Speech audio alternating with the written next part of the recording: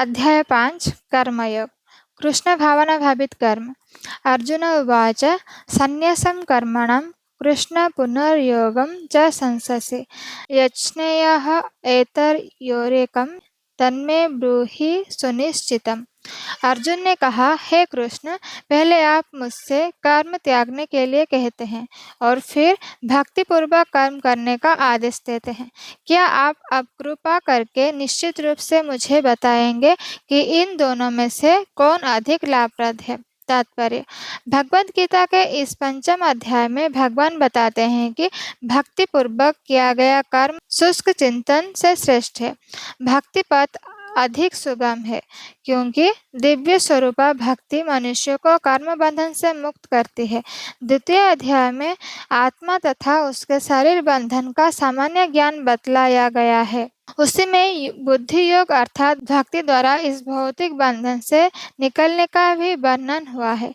तृतीय अध्याय में यह बताया गया है कि ज्ञानी को कोई कार्य नहीं करने पड़ते। चतुर्थ अध्याय में भगवान ने अर्जुन को बताया है कि सारे यज्ञों का पर्यवसान ज्ञान में होता है, किंतु चतुर्थ अध्याय के अंत में भगवान ने अर्जुन को सलाह दी कि वह पूर्ण ज्ञान से युक्त होकर उठ करके युद्ध करे। अतः इस प्रकार एक ही साथ भक्तिमय कर्म तथा ज्ञान युक्त अकर्म की महत्ता पर बल देते हुए कृष्ण ने अर्जुन को संकल्प को भ्रमित कर दिया है। अर्जुन यह समझता है कि ज्ञानमय संन्यासम का अर्थ है इंद्रिय कार्यों के रूप में समस्त प्रकार के कार्यकलापों का परित्याग, किंतु यदि भक्ति योग में कोई कर्म करता है तो फिर कर्म का किस तरह त्याग हुआ? दूसरे शब्दों में वह यह सोचता है कि ज्ञानमय संन्यास को सभी प्रकार के कार्यों से मुक्त होना चाहिए क्योंकि उसे कर्म तथा ज्ञान असंगत से लगते हैं। ऐसे लगता है कि वह यह नहीं समझ पाया कि ज्ञान के साथ किया गया कर्म बंधनकारी न होने के कारण अकर्म के ही तुल्य है। अतएव वह पूछता है कि वह सब प्रकार के कर्म त्याग दे या पूर्ण ज्ञान से युक्त होकर कर्म करे। श्री भगवानुवाच संन्यासः कर्मयोगश्च निःश्रेयसकारवृद्धौ तयोस्तु कर्म संन्यासात् कर्म योगो विशिष्यते। श्री भगवान ने उत्तर दिया, मुक्ति के लिए तो कर्म का परित्याग तथा भक्तिमय कर्म दोनों ही उत्तम है, किंतु इन दोनों में से कर्म के परित्याग से भक्ति युक्त कर्म श्रेष्ठ है। तात्पर्य: सकाम कर्म ही भव बंधन का कारण है। जब तक मनुष्य शारीरिक सुख का स्तर बढ़ाने के उद्देश्य से कर्म करता रहता है तब तक वह विभिन्न प्रकार के शरीरों में देहांतरण करते हुए भव बंधन को बनाए रखता है।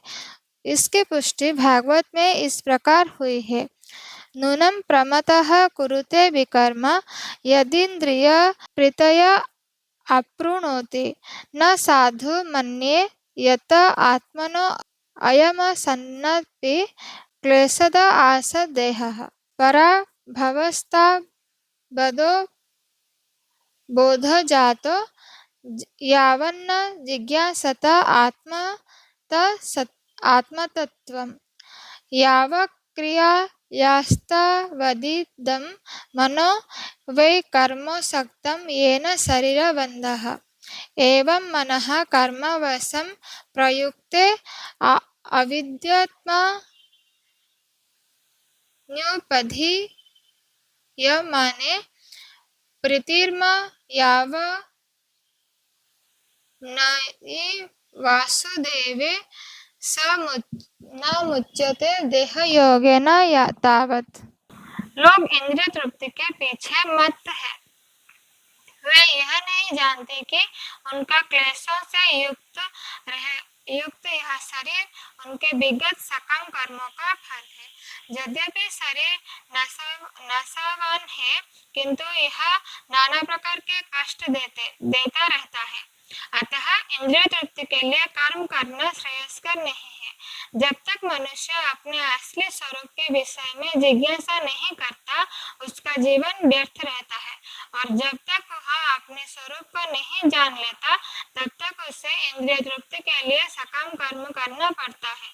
और जब तक वह इंद्रिय तृप्ति की इस चेतना में फंसा रहता है तब तक उसका देहांतरण होता रहता है।